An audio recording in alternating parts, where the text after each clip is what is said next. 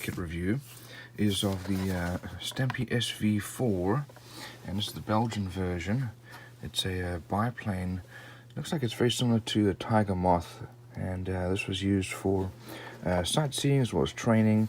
It's a 172nd model and by Azur models, and this is made in the Czech Republic. These are the different decal options. I think I'm going to end up doing that one. Let's have a look inside.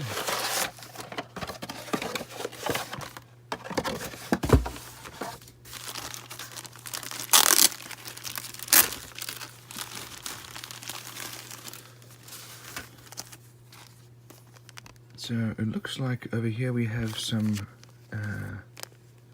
resin parts, giving you some details you normally can't get with regular plastic. Here are the canopies, and looks like a two-seater and a one-seater version, and windshield. This is fairly well molded, good level of detail. Here are the propellers, a little bit of flashing there. Here's the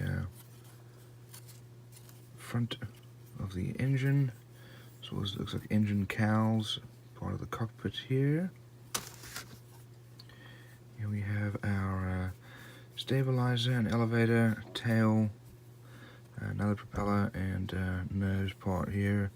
Left side of the fuselage, got some detail molded in the left side there. And then here are our wings.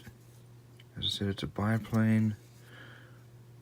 Lots of little parts for the body. Here's our instrument panel and landing gear, wheels over here.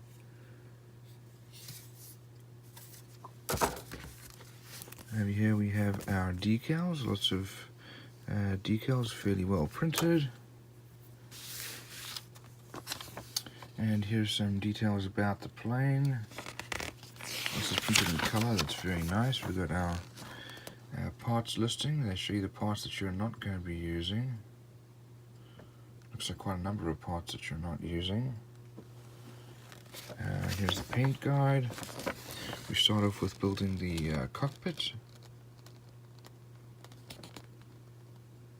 And that's then assembled with the canopy and onto the wing. Next, the struts and the wing, top wing are assembled with the landing gear. And then next, the engine.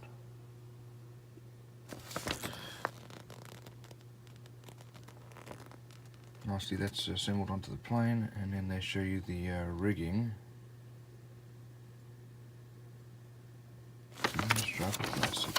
Here's the painting and decal guide. It's from the Belgian Air Force. And this is the aerobatic version.